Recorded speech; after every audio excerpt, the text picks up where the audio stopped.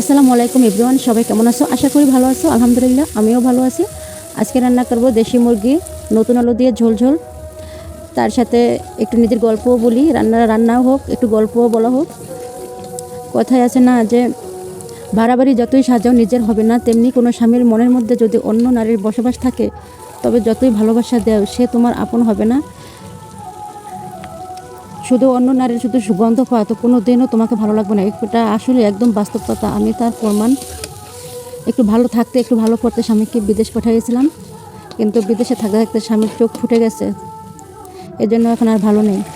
তো স্বামী এরকম আঘাত দিছে মনে, মানে এই আঘাতের কথা আমি কারোর কাছে বলতেও পারি না, সব মনের মধ্যে চাপা দিয়ে রেখেছি, আর পারতেছি না। এই জন্য একটু তোমাদের সাথে শেয়ার করতেছি। জীবনে বহুত কষ্ট করছি, সব কষ্ট সহ্য করতে পারবো, কিন্তু নিজের স্বামী যে এরকম কষ্ট দিব তা কোনোদিনও ভাবতেও পারি নাই। নিজের স্বামীকে অনেক অনেক ভালোবাসি মন থেকে, অনেক মানে মানে ভালোবাসার কথা প্রকাশ কী আর বলবো, অনেক ভালোবাসি। কিন্তু বেশি ভালোবাসি দেখে আজকে কপালে এতখানি দুঃখ দিছে, কপালে এতখানি আঘাত দিয়েছে আমাকে।